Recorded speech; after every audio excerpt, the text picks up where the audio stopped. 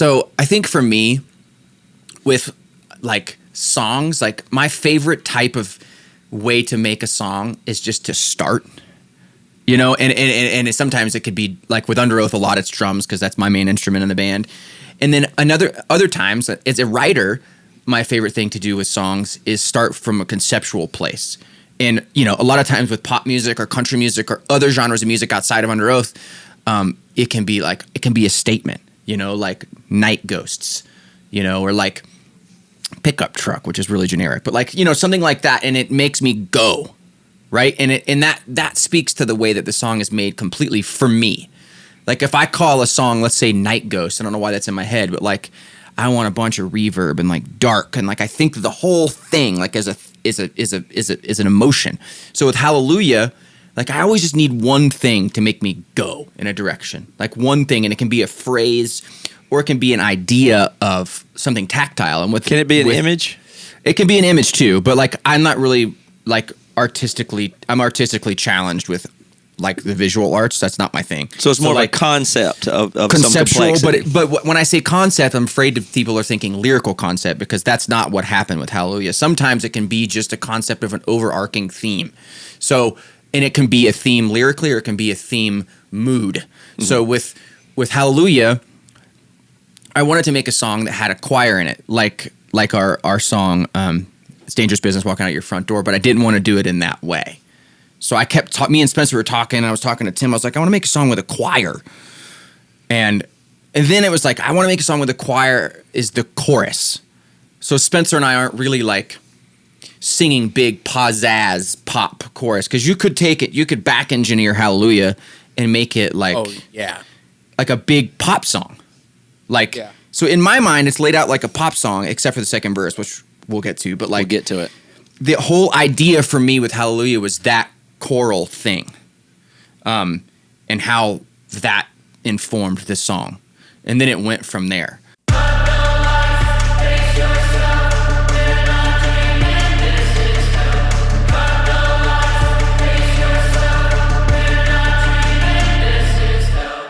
But to me, the whole idea was pushing that to the front and making that the main vocalist, you know, that, and I didn't even know like that we would actually like dub a choir and do the whole thing. I thought we would do like a gang vocal. Like at the time, I didn't know what was going on because it was the height of COVID, right? So this was like February, March of 21. So getting people together was kind of dicey. And, you know, when we did It's Dangerous Business, we like went to a local church in Orlando, and Tim went through this whole story about how the lyrics were like hyper spiritual, even though they weren't. Like he made drowning in my sleep. He made up this thing so that the choir director it was palatable, you know, for this person.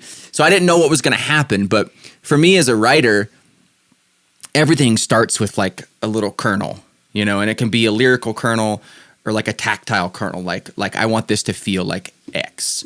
Do you know what I mean? Mm-hmm. So with Hallelujah, the choir was the thing. I was like, how do we like not sing a chorus?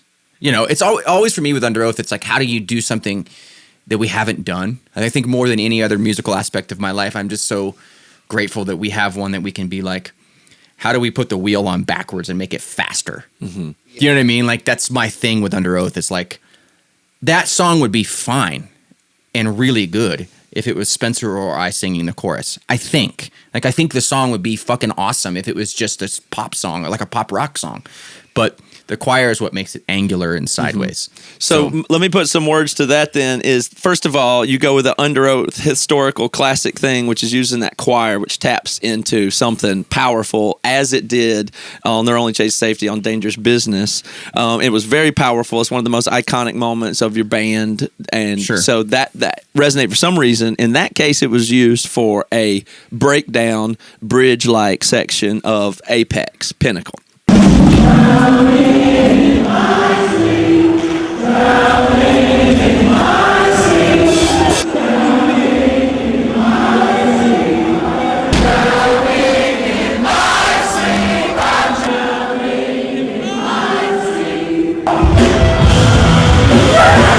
And in this case, you're taking that same feeling that marries really well with your aesthetics and everything, and you're trying to use it as the feature, like a chorus, and have a chorus of a pop song that is the most streamed song on your newest album that doesn't have a lead singer in the chorus.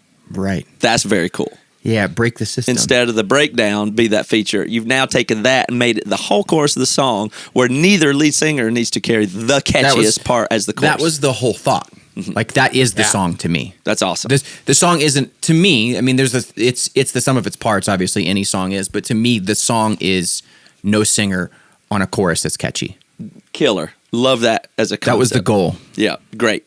Well, it comes through and everything. So now, how does one go about doing that? Because it's not exactly the normal formula for the most pop. So the form of the song I find very fascinating and very important in here anyway. So when right when we go in this song, and I'll have in the editing, we'll play the sections that we talk about. Yeah. But it starts, what do you call that? How do you start? Before I'm not going to put any language to it until y'all say how y'all would talk about in the studio or in your own minds if you're trying to remember how to play it. How do you, JJ, how do you talk about this form of this song? What happens first? What's the first section? The 808 with the claps like that whole pulse, like get your head bobbing like immediately off rip, and then you just get the punishing riff right at the top. What do you call the first section of the song? That I just call it just pretty much the intro to me. It's just the intro, instrumental, and kind of almost interlude part, but it's the intro because it's just the top, you know. Mm-hmm. Then you just go right into that verse. That drum beat in the verse is so sick. Honestly, I think when we did it, we kind of reversed it in a way where we got like the intros, and we were like, we knew that's going to be the chorus, so let's just like really dial in all the big parts, and then we'll punch like the verses and we'll zoom in, because we were like, let's get the bass out of the 808 note. Like, let's create some movement. And that once we started even just thinking that way, it was like, oh, hold on. There's like the pulse here, and being Aaron, we're just like, dude, what if you were more like breakbeaty almost? Like more kind of, what's that? Y'all love, oh my God, Prodigy. Kind of shit like that, but in like Aaron's way of doing that. Like, drum and bass. Yeah, kind of drum and bassy, but like a more aggressive, like emo version of that.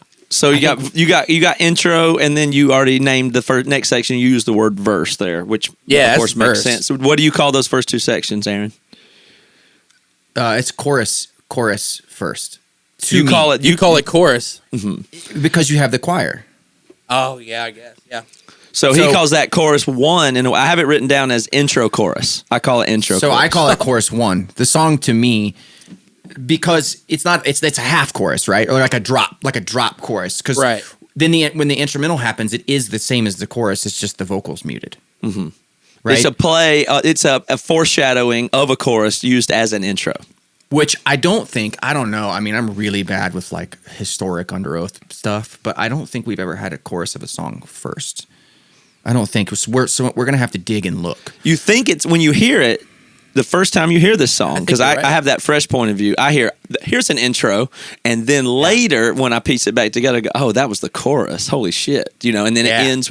So to me, I already think that's in killer territory. You said choir, and then a heavy thing, but when you put those together as you dress them, the rest of the song, they're like, oh, and it was the chorus, and it did happen 3 times, but it is an intro as well.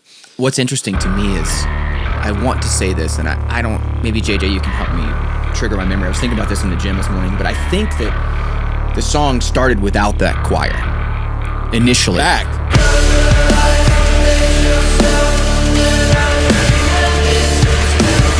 Like, I think it was just boom, down, down. I don't think that was there, and I think Tim does this thing that drives me absolutely insane, that he's a genius for.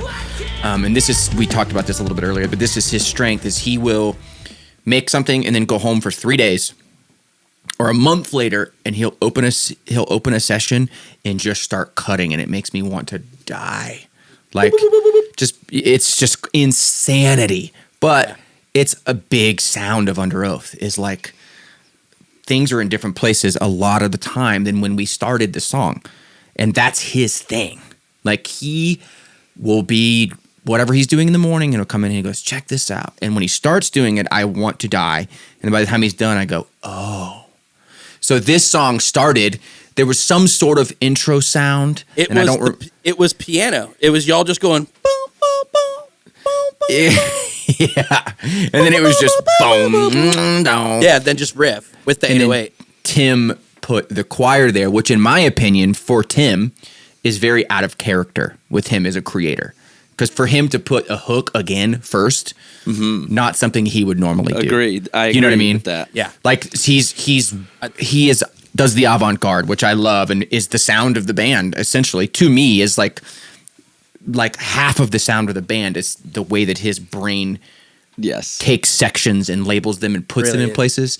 A lot of times I think is wrong. But is avant-garde paired with the most catchiest thing that is undeniable hooks coming from you that are transcendent, though? Like, that's the sound of the band. But getting there pisses me off a lot because I think everything should be instant gratification, but that's not the way, right? That's not the way to good Underoath music. It's like me digging for the instant gratification and then Tim going, well, what if we like only did it one time? And I'm like, why the fuck would you only do it one time? You're so dumb. And then I'm like, oh, you're right. Yeah. So like, I think this song is a good example of that because he ended up doing the thing that I really wanted, which is like rare, you know, like it was the thing that I really wanted to hear was that hook off the top that you're like, okay, here's your earworm. Now it will be with you for 3.5 minutes.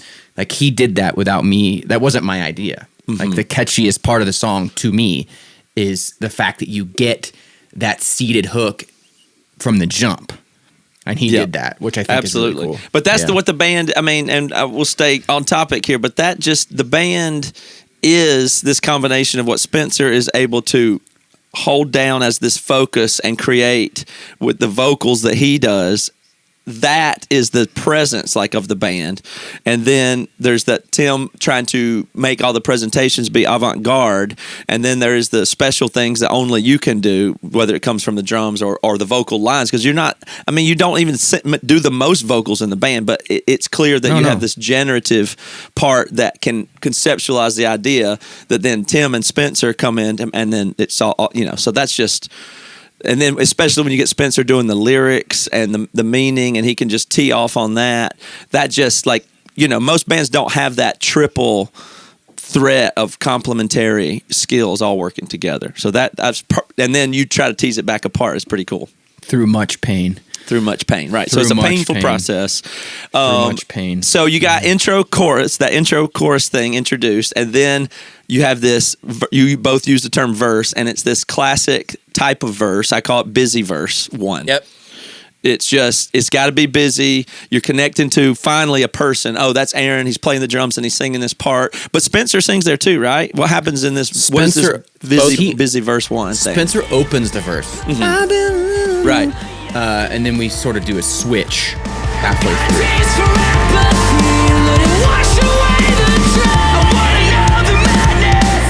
And then it comes back to him real quick in like what I call the pre-chorus moment.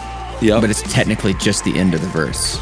But my structured pop country brain calls it a pre-chorus, but it's not. Like it's chorus my set brain up part and the end of the verse. It's like I don't know what it was labeled in the session. I'd like to see if there's what there isn't a label there. There's it's not. It's part of the verse. See, I would have labeled that right there pre-chorus. at that little drum like break thing. Yeah. Yeah. That just tag. You call it a tag. Yeah, the tag. Yeah, it's like a tag. But it's not labeled. Not even in there. There was a hole there. Coursing through my brain. Cut the lights, and it bothered me real bad.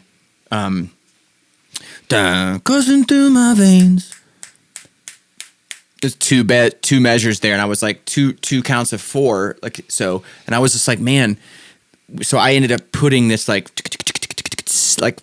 we had this other drum kit that we like recorded things up with, and we'll get there as the series goes on. It's in other songs, but like it's like this dusty kind of, you know, trashy drum kit. So I ended up putting that there. It's shitty, is what we're saying. It's horrible. Yeah, it's a shitty drum kit. So for to me, that makes a pre-chorus.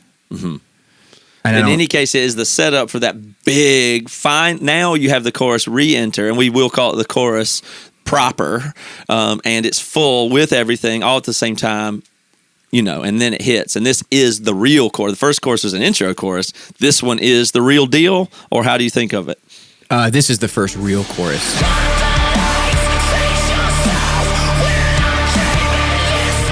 Intro chorus is a cool term. I wouldn't use that. I would say chorus 1, and this was chorus 2. But this chorus is 2 to you, okay? This is like big chorus. I would like put big chorus in parentheses. But the most interesting thing to me about the chorus, if we're dissecting it to its nudity, is like the kick pattern drives me crazy to this day because I wanted it to be something else, and I don't remember what it was. I had like a whole other pattern. The chorus? For the chorus. And then JJ and Tim were like, it has to be nothing. Yeah. Which is where you get the boom, boom, boom. Yeah. The whole that time. Doom, ba, boom. Yep. Boom, ba, boom. Boom, ba, boom. Boom, ba, boom. That's like more space than there's ever been. So sick. There's more space than there's ever been in a drum pattern in Underoath. And I remember that. I remember that being like, dang, guys, are y'all sure? Like... No. But JJ and Tim came up with that pattern, and that was the first thing in the song where I was like, wait, what? But that locks the guitar so much. Like the guitar does it. Like it is simple and it is empty, but the fact that pattern and locking with that one note guitar with octave or whatever it is, that is a statement in itself. And I also think it's such a nice contrast of subdivisions between the verses and the choruses, you have all of this whole different pulse in the verse at the same tempo, and it's a halftime kind of feel, but it doesn't feel fully halftime. Like it's not a cut time thing, even though it is. It's just I like the contrast. I think it's interesting and cool. Big, busy, and then just like so much space with other shit around it. It's like, oh wow, it's like a full scene change. One of the most interesting things I think about making music as an artist and a writer is when you hear something in your head and you're like convinced that that's it. You're like, oh, this is the part. Like we got the choir. Like at the time, Spencer and I had made that melody. And it was just, at the time we had it on a piano because there was no vocal. Like we just had the bing, bing, bing, bing, bing, bing. And we were kind of using that as a guide. And I had an idea of like how the drums would feel. And I'm in there doing it, and these guys, JJ and Tim and Spencer, were in the other room, and they had a whole, like they were listening to it. Do you know what I mean? With like the guitar and like the thing. But when you're doing it, that's just one of the weirdest things about making music is you feel like it's something that it isn't. In my brain as a drummer during that time, I was like, this is really dumb. Like really elementary, dumb. And then I just walked on the other side of the wall, and I was like, oh, okay. Cool. Yeah. And that's a cool feeling, Another thing I love about this chorus is, you said it's like a scene change. Absolutely it is. It goes from intimate to big, like it's like up close and then far. But the chorus is so epic here. And I don't know if anybody's said this or thought of this, but the how there's the bendy sound where it goes up that half step. Yeah. I don't know. I want to know about that, but to me, that just like I'm hearing the Dune soundtrack, like epic, desert, huge. You know how that Dune, like it feels like, and that's who's that Hans Zimmer that did that soundtrack and stuff. And there's even, I like that feeling. I just love that you got the chorus going. It's so epic, and then you have that just whatever. I don't know how to describe it with a word, but I love that part, that feeling. That's exactly right. That's C-Dud through and through. That's classic. Awesome. So it is. It comes from cinematics. Tension adding, like pushing that half step up. Yeah, multiple layers of that, like different things in different ranges, like frequency ranges are all doing this kind of like. It almost is like a string thing, but it's not a string sound. I don't know what he's using. He's got a straight up spaceship. It's just a awesome. Spaceship. It blurs with the guitar in a way. It's like, does the guitar doing that half step bend off of the root note? But it's not. There is one guitar. There is one guitar that like Tim slightly bent the boom ba boom boom ba boom boom. Like on the turnarounds, Tim kind of bends it, but not like a full big one. It's there's just the tension. The tuniness of it is so cool. Like when the chorus first hits, you get that sharpness of the loose string go. Like that's one of the songs. Like, yes. Yeah, we had to go get the guitar set up for that song because of that. We were like, wait, these guitars might be fucked. Well, they go, you hit that guitar note and they go, I mean, that's just what from when I've, sitting there recording guitars forever, it used to bother me. It's like, oh, it's sharp, sharp, sharp. But what 100%. But that's what it feels like to really nail something on guitar. It goes sharp. Yeah. And it's like, yeah, it's awesome because it's like, it bends the note just to hit the note. It's like, it's like a natural chorus just without like the feedback of it. Mm-hmm. Chris, after Erase Me, or during Erase Me, he was scoring movies, but like in the last 5 years, like he's like a jobbing movie scorer. Mm-hmm. Oh yeah, like he like full time like makes a living scoring films. So I think so that sick. What you get on this record that's so much different than any other record too is like he scores these songs. Like if you, it could be cool to like, it could be really cool to put out versions of this that's just his stuff. That would be really because sweet. it's People's mind would get blown. Honestly, it's so vast.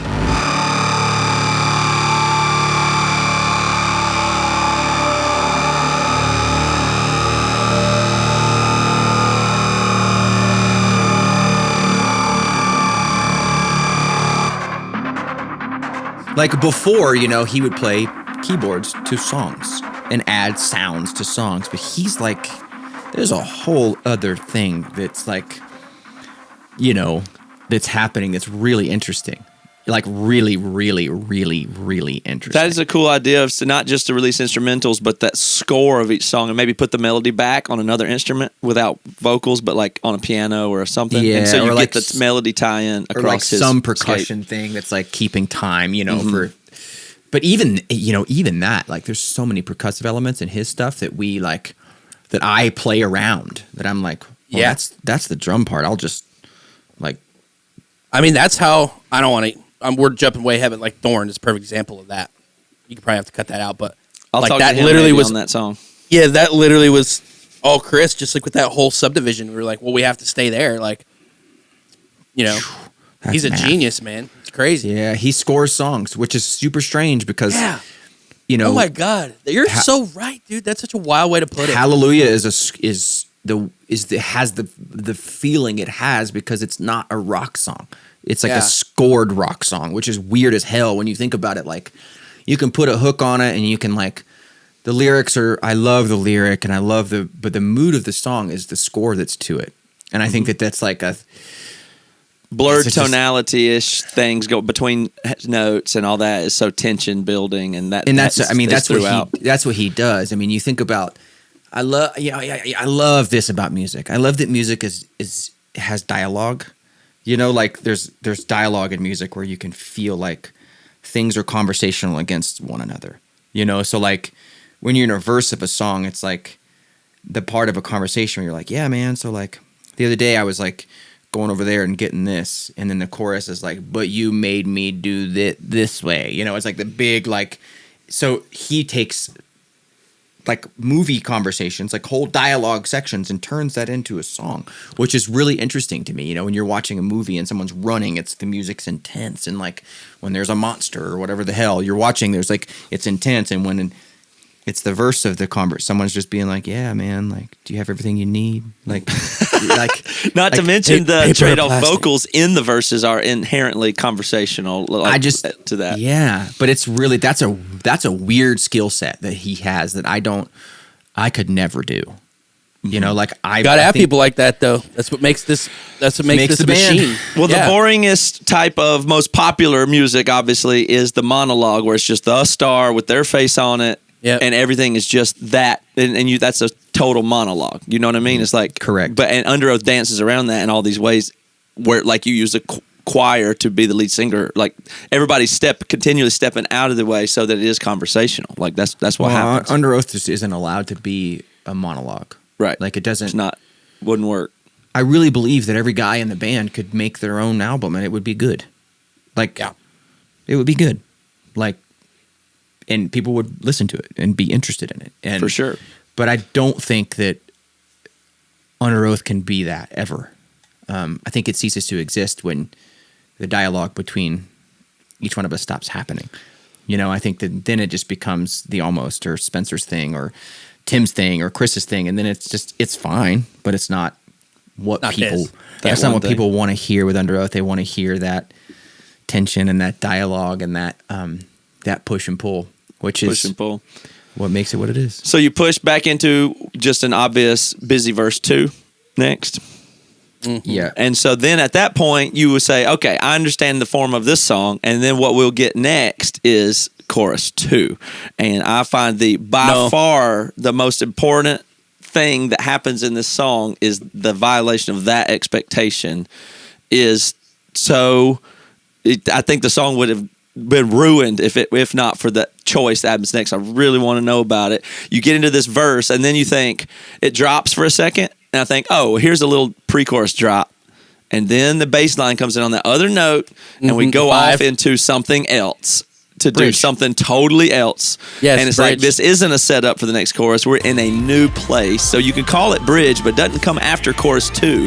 The bridge, you go into a whole new section after verse 2 on what seems very predictably about to go to the chorus, and it just doesn't happen. So tell me about that.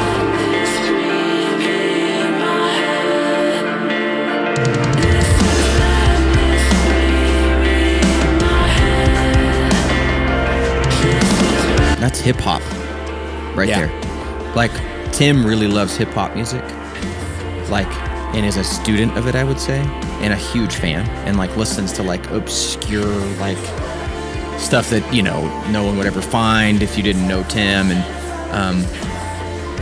me as a songwriter these days, like in pop music a lot, like people will be like, well, the melody for verse 2 doesn't need to be the same at all, right? I'm like, what? Like, that's a thing that I've been running into a lot lately. Which is like, in my opinion, it's a hip hop thing where like it'll be verse 2 and then it'll go off on some different like rhythmic place, like some different rhythmic pentameter. And I think that that's what this is from Tim's brain, sort of like I don't know. I wonder what he would call it, if he would call it verse 2-2. To me, it's a bridge because it becomes a bridge, but you don't think it's a bridge. You don't realize it's going to keep on going. Too. Yeah. But to me, like, that comes from the brain of somebody that consumes like an avant-garde hip hop type of music where the rule isn't, you know, with hip hop, it's about the feeling and the lyric, really. It's not so much about the hook, you know, in as so much as the type of hip hop that Tim consumes. You know, I'm not talking about like top 40, you know, Megan Thee Stallion hip hop. I'm talking about like stuff that I don't know the deep name cuts. The indie stuff that he's into. But this is a big vocal feature. So this is the part where the vocals become really expressive and drawn out, not just like here's a verse and here's a section. It's like, oh, we're really developing the vocal character here. This person, the focus of the journey then is like you hear all the singing. And I don't know what Spencer and you and what all goes on there. The vocal, the first thing for the vocal, I found this program that's not fun to use, and I don't know how to use it properly, called Ovox. It's a Waves thing. It's like it's a vocoder, but it's like goofy. Like, it's the most insane thing. Makes no sense. It's goofy. Like you have to print it like every 8 measures or 4 bars because it just won't. It's like arcade where it just keeps re-triggering. It's a mess. But I had just like this kind of ooh and ah thing that was like that was there first. Yeah. And that was just the vocal on the bridge, and then we didn't know what else to put. And it was just the drums and the bass, and that ooh is what I did, and it created this like just those 2 sounds made this bed of like that's there. And then kind of final hour, Spencer came up with that. Madness be in my head, madness be in my head. And that was sort of like a last minute thing, and I think that made it real pop, dude. Mm-hmm. Like that. This is madness. We all got chills the first time we heard it. We were like, "That is the shit." I was doing vocals for. There's 100 million ways to feel alive. Time flies, trying to find a place to hide. I was in the booth doing that vocal, and I come back in, and he's like, "I got this idea," and he was like, in his phone, you know, like whatever, like singing to himself, and that to me made that whole section. And that note was JJ's. That like back note to me makes the whole thing, because it goes, the original melody was and then JJ goes the next time you go and that like half step blue like thing on the back. And when you put the harmonies together, it's like it creates just another little extra thing, and then you just repeat it. So it's like every 4 times you hear another nuance of like just layer of the part, you know. And then halfway through you get so pretty too. This is madness. Yeah. That comes halfway through, and that is through Ovox as well. Yep. So I just went, this is madness. And that all 3 of those things kind of come and create. Yeah. And then there's the lead vocal over the top. There's 100 million ways to feel alive. Time flies trying to find a place to hide. So yeah, it's just Aaron, I don't remember what that actual vocal is though? That's on the record, like that part that you sang. I don't. Tell me. That's your digital reference mic. We never, like, Aaron already went home. Like, we were done with vocals for the record. Me and Tim were editing it and like getting everything cleaned up, buttoned up, getting ready to send off for mixing. And Aaron hits me and Tim up. Middle of the day, me and Tim are working at the studio, and he goes, "Hey, I have another vocal I need you to throw into Hallelujah." Sends us a WAV file on Dropbox, and we just drop it in. It's literally a shitty digital reference mic. I think you were out of town or something like that. You're like in a hotel or some dog shit. I was in wine country. Like a $20 microphone. So stupid. Like literally a $20 microphone. Yeah. And that vocal from the record. That's right. Like it's literally a $20 microphone for Aaron's There's a Whole Million Ways to Feel Alive, Time Flies, trying to whatever the fuck you say. Like that's just a nice little like throwback of like ideas come at all hours. It's never too late, especially if you're driving your own shit.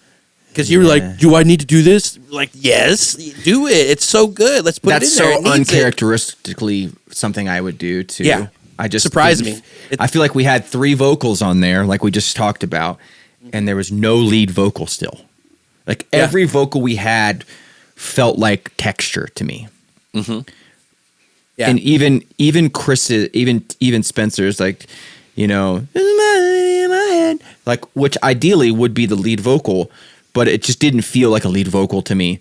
So I was in Paso Robles, California, recording a guy playing piano, actually producing like he's like another like film, just film and TV stuff. And I woke up one morning and we had been drinking wine all night the night before. It's wine country, which sounds so douchey, but that's what I was doing. And I got up the next morning and JJ and Tim had sent like a version 1 rough mix of that song. I was like, there's no, I was trying to go running outside to sweat some of the wine out. And I was like, there's no lead vocal here. It's dumb. Like, and it's like you said, it's long and it feels like it needs a vocal. So I was like, do you have a microphone? Because I had an interface with me. And all I had was 2 Telefunken like pencil condensers because I was there to record a piano, like a vintage piano. Yeah. And I was like, do you have a vocal mic? He's like, yeah, man. And he comes out of his bedroom with like a Radio Shack flip on, flip off microphone. Like it has like an on and off switch. I was like, well, so sick. I'm like, I guess I'm going to do it. So I plugged it in through a UAD Aero and sang that vocal. Size 9, baby. Okay, we'll get right back to it, but I got to take a second and just say, and I mean this deeply, thank you to rockabilia.com for believing in this medium of podcasting to reach people and to believe in what we're doing and Underoath and stuff like that. So thank you. They're a great sponsor, really making it happen. So I think it's somebody that you should support. Let me tell you about why Rockabilia is a good company. No matter what type of music you like, they have something from your favorite band. It could be Slayer, maybe it's Underoath. They've got over 500,000 officially licensed merch items, which means the bands get paid. It's not bootleg or anything like that. These are officially licensed. And it's just a great big old merch store that's online. They've been doing it for a long time, and it's an independently owned and operated thing. So that's very close to the way we think of things in a DIY way. They do quick and easy shipping. They're located in Minneapolis, Minnesota. They have classic Underoath designs in stock now, and just so you know, heads up, they will be bringing in a brand new and exclusive design for this podcast to their store, which is going to be cool. So you'll stay tuned for that, I imagine. I'll bring it up next episode. But all you got to do right now is visit rockabilia.com, and you can use the code Underoath for a 15% off discount on your entire order. And remember, make great gifts. There's something for everybody there, rockabilia.com. And again, I'm happy to connect you guys to an awesome company, rockabilia.com. Well, that section just it validates, it pays off, because this other's like, are we killing time to the chorus here? Not a chance. We're not. We're taking somewhere that is a destination. And because bridges sometimes are like, well, we need a break and we got to kill time before the damn thing comes back. Like that. That's a lame bridge. But this, you don't even expect it to be a bridge. It's a verse. It delays the chorus. It takes you somewhere special.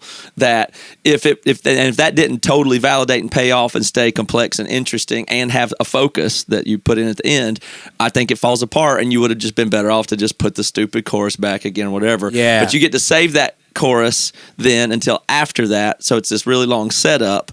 So instead of having 3 choruses in the predictable place, you've now kind of been able to do that half part chorus at the intro, and then you only have to have the total chorus happen in the song twice, which is really nice. And then the song finishes under 3 minutes, and then so Perfect. by the time you get that final chorus, you're just getting enough of it, like you begging for it by that time. It's really the only second full chorus. So I think that is the key to that whole song, is that section. Yeah. I think it's that section of the song is on paper is wrong, like as a songwriter, like if you're like write pop songs or country songs or rock songs, but the cool thing about it is it feels like it puts you in a place. It pulls you out of the song, but it keeps you there somehow, like you're hanging on by a piece of chicken skin or something. Yeah, chicken skin, which is super cool. You know what I'm saying? Yeah. Like mullet ass. And that's not my, for me as a writer, that's just not my strong suit. That's the Tim bug right there. And then like you get that. the end chorus, and it's extra. Like now it's the bit, like you said, the other chorus you said it was a full chorus, but this is beyond full or something. Like this is extra elements on the final chorus of the song feels like a fever pitch, because Spencer is like singing and screaming. There's tracks of him doing both over top of the choir, and then the hallelujah, like I sing that bit. So we just stacked everything on the end. We gassed the last chorus, and we added a whole bunch of shit in there. This is fucking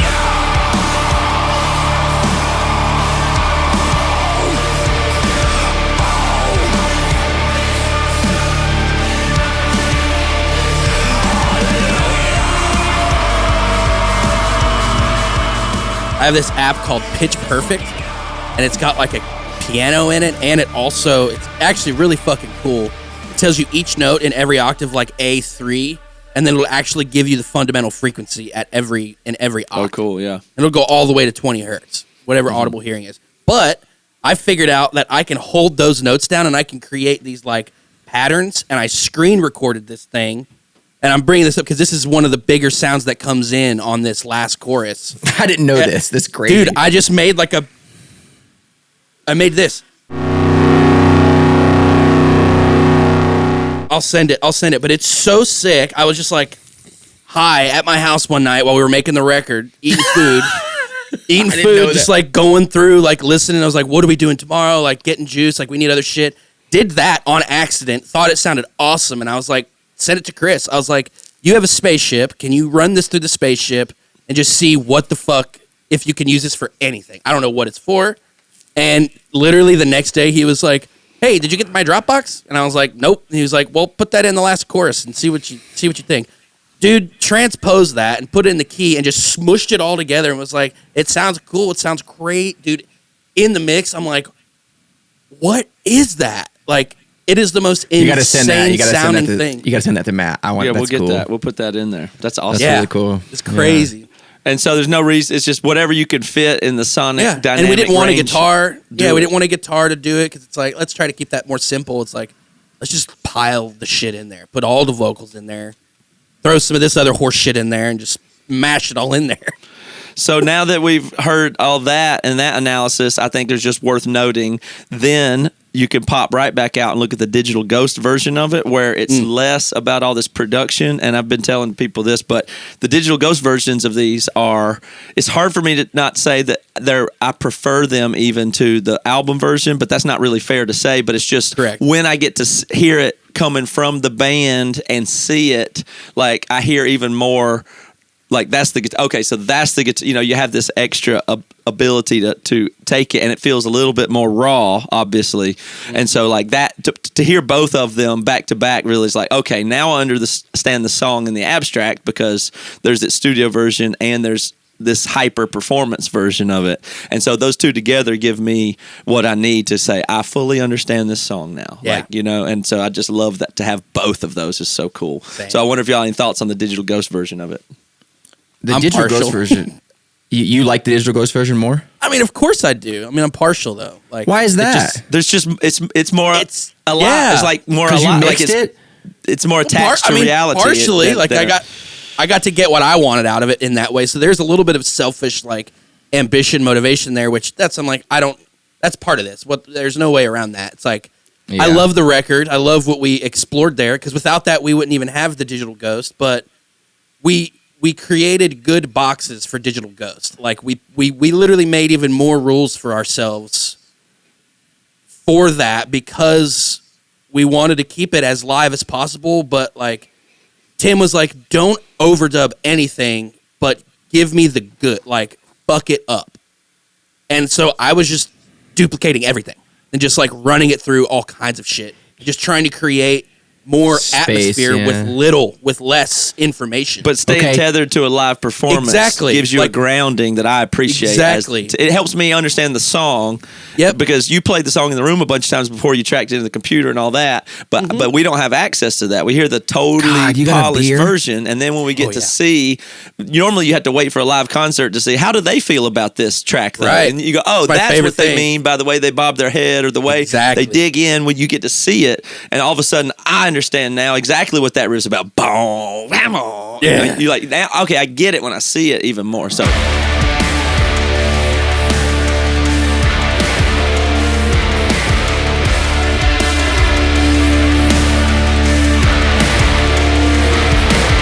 This goes back to the beginning of the conversation for me, though, and so I preferred Digital Ghost to everything.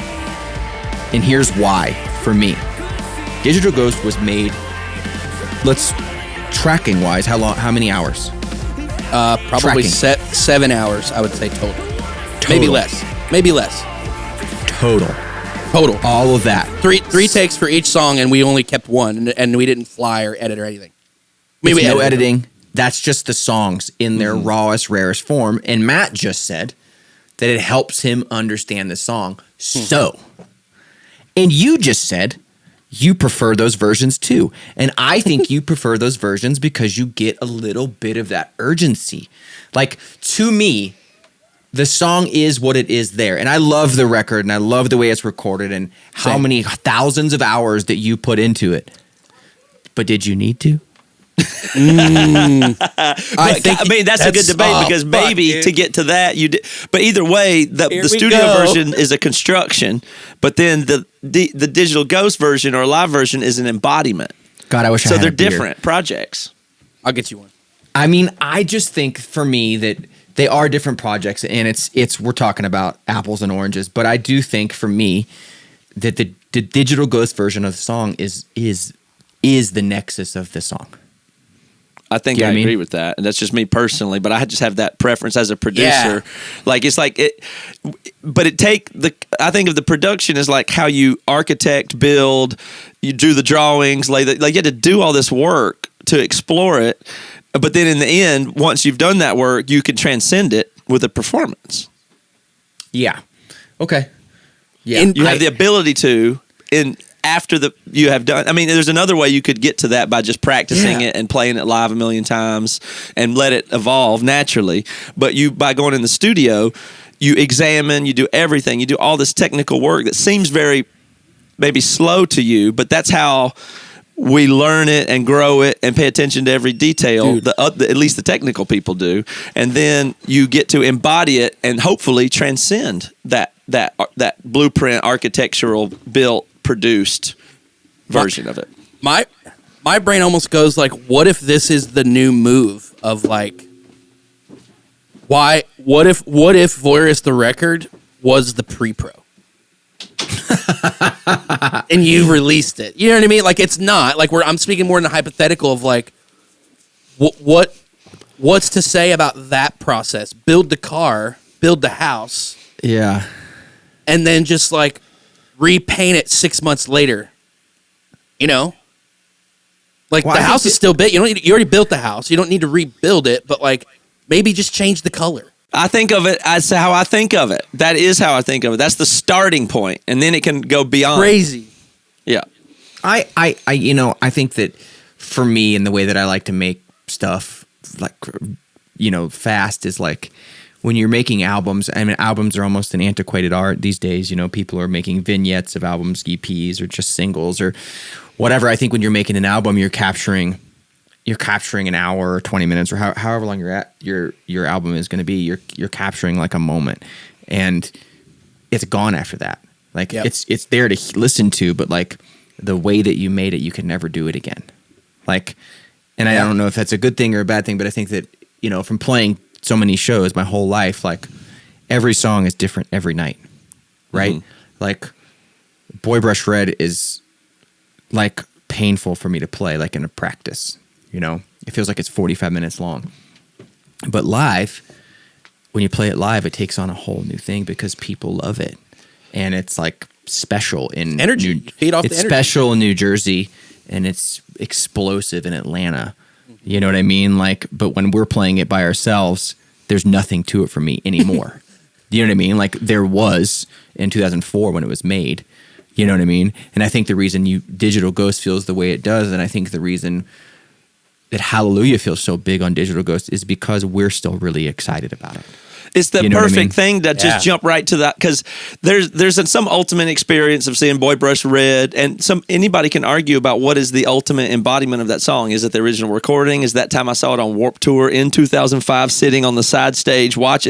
Which time is it where all the things were there that the most specialness occurred? That's an argument just to have, and maybe it's a preference, but maybe there is an ultimate. What is the best? And when you do Digital Ghost, for instance, you're skipping ahead in a way where you're getting good sound and an embodied performance without having to, like, right away while it's still fresh, but it's more like that live experience where you can feel it connected to it versus you only have this. In the end, the production's just an MP3 that comes through Spotify.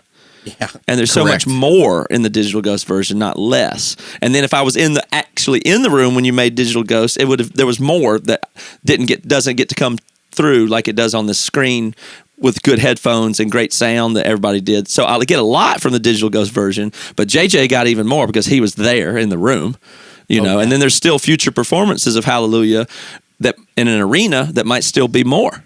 Yeah, I can't wait to see Hallelujah at the Warfield coming up here, dude. Like. Places like that. What's the Warfield? San Fran in Tenderloin.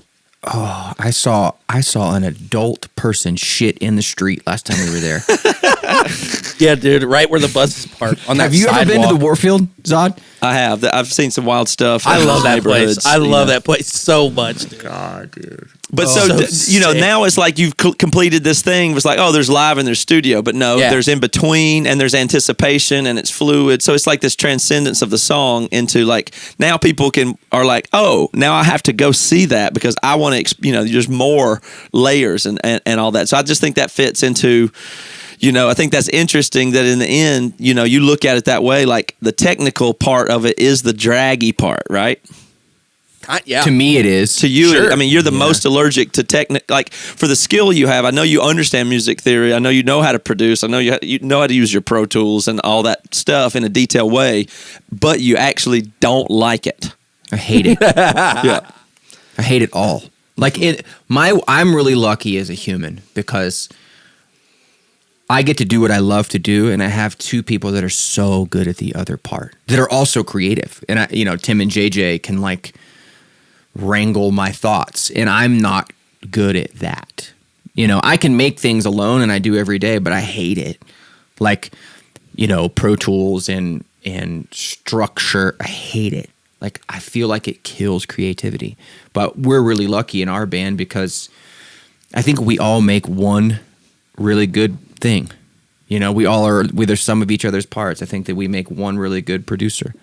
Yeah. All of us together make one.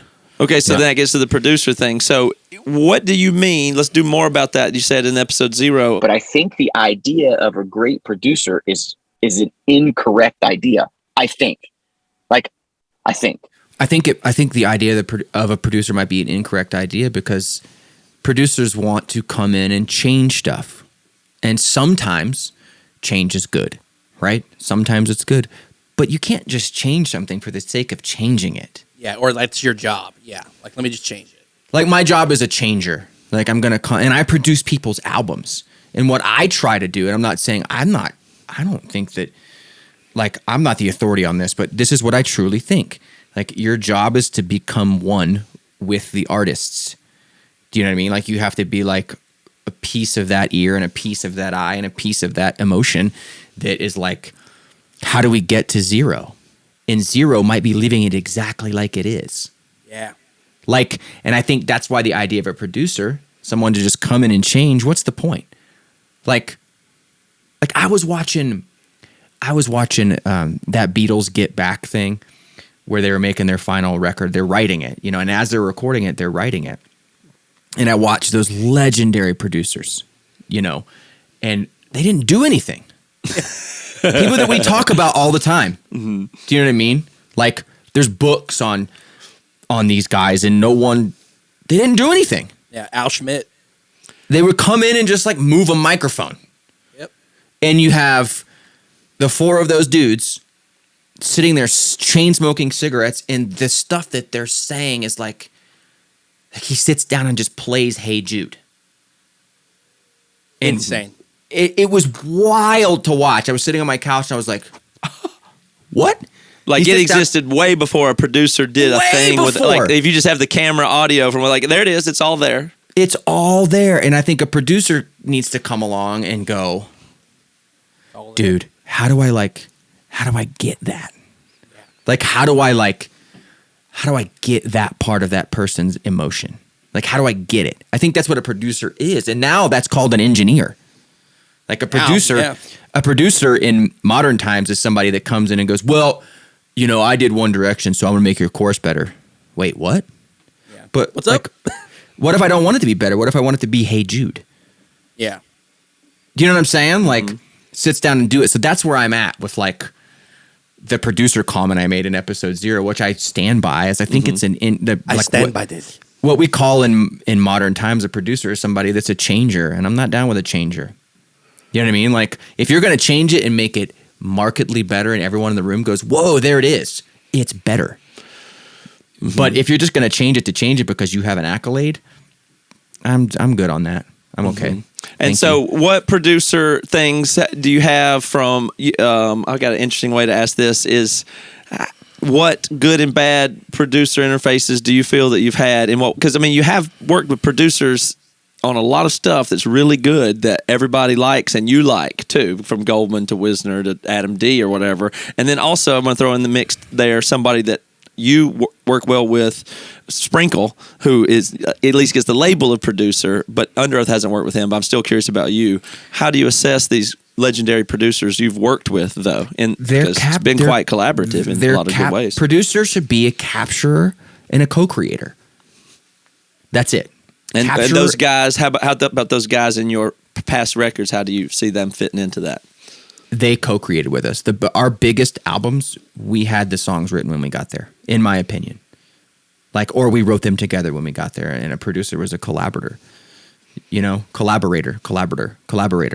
Yeah, I mean, I just don't think that, like, I've been in other situations where, and I'm going to keep names out of this because I don't think that's fair, and this is someone who's really successful, but I've been in other situations with a producer who, how you guys feeling today? Good, man. Get you into a conversation, and then a few minutes later he goes outside and comes back with a chorus. He goes, I got a hook for today, and you're like, wait, what's up? We already, and I think that's okay if you're co-writing and that's what you're asking for. But, you know, if you're asking for a producer, you're not asking for a co-writer most of the time. Sometimes you are. If a band comes to me that I'm producing and says, will you help us write this chorus? That's a whole other thing. But, yeah, you know, I'm saying it.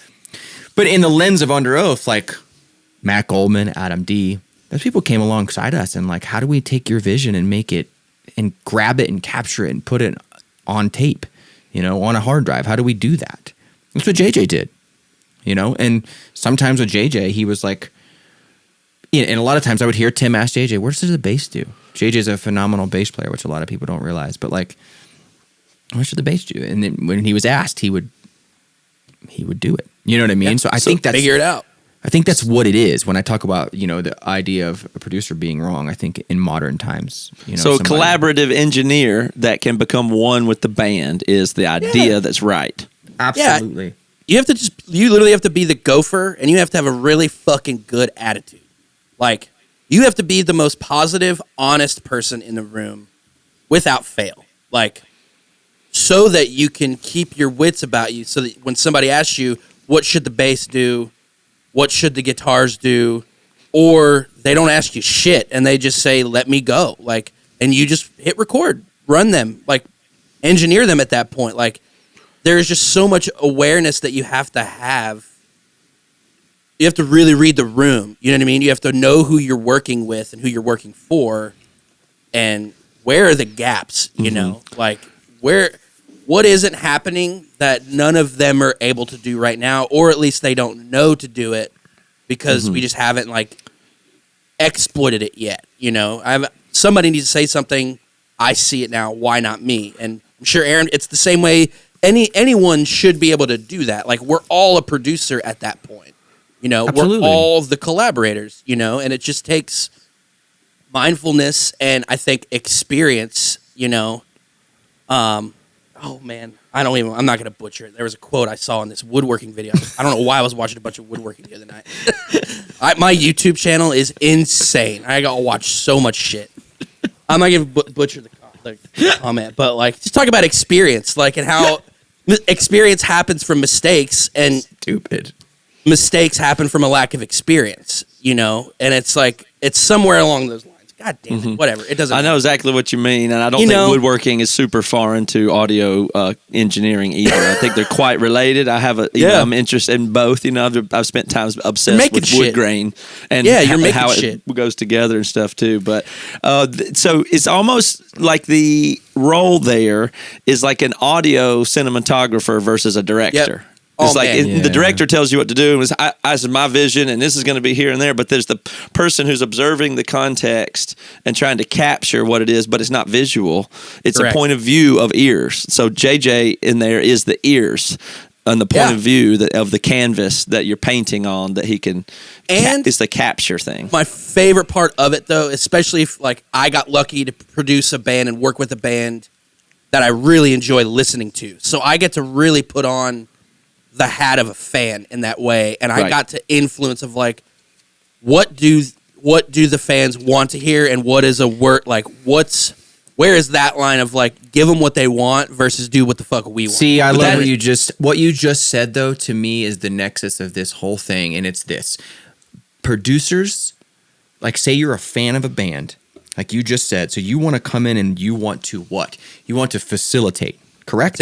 You want to facilitate. I think the producer comment I made a couple episodes ago is such. You have to be able to wear the emotional baggage of the artist to get inside of the songs. And a lot of people aren't willing to do that, especially if they're fans. If they're fans, they want to put their stamp on something that they love, and that is wrong. To me. Like, I think that if you're willing to wear the emotional mess of an artist, then you can call yourself producer. When you're willing to wear it and walk into that room and go, this is your idea and this is mine, where is the middle? Yeah, you know, we have to find it.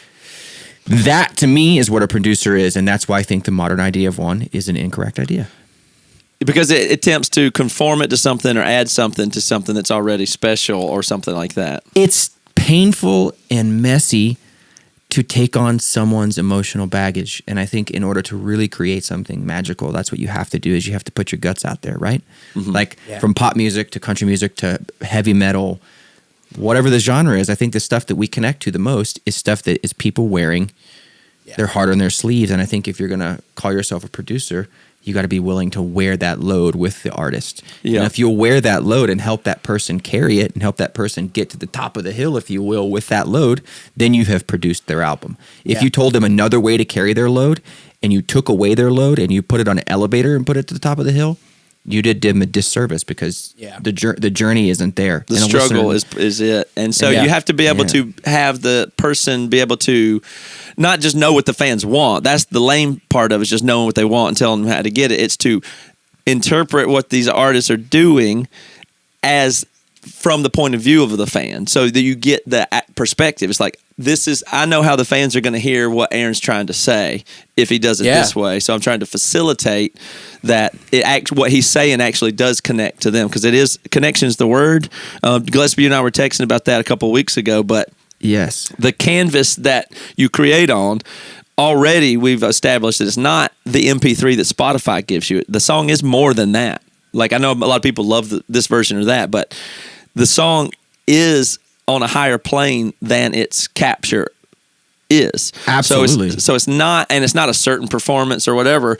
The song exists in the abstract, and the only thing so the real place that, and I don't know if you said this exactly or what I want you to put in your language, but the thing that you're doing when you write a song is connecting directly to people, so that whatever you're feeling, they're feeling, then you're both feeling the same thing. So the canvas is actually in the mind of the other person that you then wind up sharing a connection with through a song. I mean, that gets kind of abstract, but do you have language for that? No, I mean, I think that you get people for however long the song is, and you can, like, this sounds crass, but you can kind of control the way that they feel. Yeah, that's what you were saying. It's about controlling the way another person feels. Yeah, you get. Well, it's like you get that opportunity. If someone clicks on something you made, they're trusting you for a minute or for 3 minutes or 7 minutes or whatever. They're trusting you to take them to a place, right? And this is what I love the most about music, actually, is like, you're using their emotions and their brain power against them. So like whatever you write in a good way, you know what I mean? Like, whatever you write down is going to make them feel a certain way, but they're doing it to themselves. They trust you enough to feel what you have felt, and the music helps. Yeah. So you're like, pulling the strings inside of their emotions. And that to me is like the highest honor, and then back to the producer thing. Like, if that person isn't helping you do that, like, this is a whole other podcast probably, but I love this subject so much, is people always go, I like your first album the most. Like, that's something that we've all heard so much, right? I like your first album the most. Why? And I asked myself that for so many years, and I think I figured it out.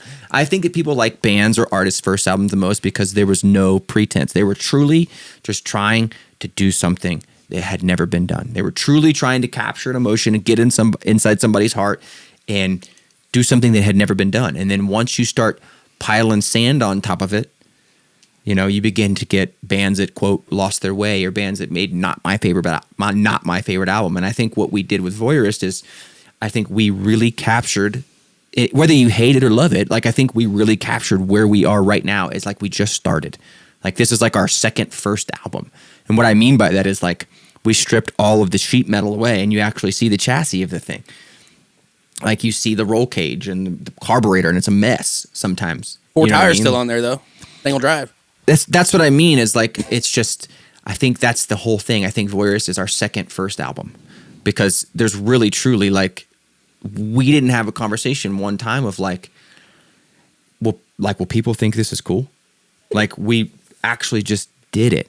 And I think that's the goal with any artist, when they're making their first album. They just want to hear something and they want it to be great. And I think we actually did that here. I think, it remains to be seen, but yeah, I think so. Yeah, that's I think it's very cool that you I believe that the technical people interface with you, in that you're able to know something, like, you have all this background knowledge, and you can know all the stuff, and you can know all the stuff, but it only in the moment, all the knowledge goes out the window, and there's just the knowing of what is right now. That you have to. Everybody else has to try to, jump in with and get on the same page with. And if you can get a small group, and then the producer, and then the engineer, and then that can translate into a recording that can capture a little bit of that magic. Like, A recording can capture just a little bit, and then the song gets life to it, and then there's other versions of it, and then live performances, and then at some point, that feeling that you were originally picturing way, way, way back that came out of nowhere, it can be an arena of people, and their body language is all the same, and Spencer's channeling it and showing them what this is supposed to feel like, and then at some point, I don't think it's manipulative at all. It's like everybody is feeling the same thing is possible with music. Like where everybody is, you go, because we're so different. I'm different than him. I don't know what he feels. I don't know what's going on in his head. But when you're in that moment collectively, you do. You are close together in that you do know what everybody else is feeling, because why else would we be all bobbing our heads exactly the same right now? Yeah. So something has now happened. Sick. And the recording is just the very beginning of that process, you know? Yeah. But So no, cool. not the beginning of it is when it comes from that nowhere space like this one, and you know where it came out of just a concept that you had in your head that wasn't based on anything technical. So Yeah. That when No, you put it totally. when you put it that way, that almost like scares me. Because there's so like if it's your first, like I remember when I first started just doing any of it, it was like, how do you make something where people actually feel it? Like, I think that goes back with what we were saying earlier about like just how Aaron has worked these muscles out, like since you were 15 years old, of like putting yourself mentally into place to where, like, how do I control the way people feel? Like that right there is where the workout starts. Fuck engineering, like fuck all that at that point. Like if you can't boil it down to like that right there, making people feel something, then it doesn't matter if you know what a 57 is or not, or anything like that. It doesn't matter if you play a Telecaster or a Gibson. Like it doesn't matter. doesn't even matter if you're good at singing. If Yeah, not, it like doesn't matter. No, Yeah. It doesn't matter. Which Like- I think, even though you guys who both are, self-professed at the beginning of this conversation, more technically minded, there's a reason why, like, we all do shit on portable interfaces and wear headphones, because we really are just trying to get to zero. You know what I Yeah. mean? Like, Always. Matt can be as technical as he wants, but I know that he'll make an album with the same mics that he uses live. Like, I know he will. Yeah. Yeah, You know what I same mean? stuff. Yeah, I've gotten over all that, but I had to go. I'm a technical person, so I figure like after I learn everything, I'll be able to do what you do. But you just do it with no knowledge. Like you do it from a place of emptiness of knowledge. Like you have knowledge, but you don't use it to do Right. the thing that actually is most attractive to me. That I've been learning technical stuff for years to try to get around to study it and understand what it is, and then I go, oh, it comes from nowhere. At the end of the Yeah. day, not from knowing everything, it comes from nowhere. Well, just I it love doesn't matter. I mean, my true thing is, oh shit, I have to go in a second. My No, true we're good. thing, We're done. My true thing is like, I don't think that how something sounds matters. Like, I actually Correct. don't believe that, because some of the most important music of our time sounds terrible. And I think Like- what you mean, to clarify, matters as in like successful, right? Are you saying successful or like so like when I was watching the Beatles thing, when he started playing Hey Jude, and it said there was this thing that, this subtitle that came across the bottom that says, "This is the first time this song was ever played." And he just sings Hey Jude and plays those chords exactly like you hear it right now on an album. But that recording of it I like more, because it doesn't matter how it sounds. Like, and it was captured with like a room mic. You know what I mean? Like, the piano wasn't mic'd, and he didn't have a vocal mic. It was like against the wall. And the camera's on him, and he goes, "Hey Jude, don't make it bad." And he sings it just like that, and he plays it just like that, just like the same melody, in the same way you hear it on the record. It's recorded with a shitty like ribbon room mic in the 60s. And I like that recording more, because I get more out of that recording, because he like, that's the truth. That's It's a person. That's the nexus. And I think that you can learn all the technical stuff in the world, and what you're really trying to do is capture Hey Jude on a room mic. yeah, dude. That's awesome. Let's Well, fucking thank you. go. I know we're out of time and everything. Next one is me and you and Spencer, and we're going to talk about you guys' history and how you work together, and the overdose, and the lyrics, and the one White Claw night. And so that's going to be Let's quite go. different. But I wanted to do a couple episodes with Tim and JJ and you, just on how we look at production itself, because that's being the big choice here. And we're going to go further into meaning and lyrics and personal relationships on the next couple episodes. So thank Hell you. yeah.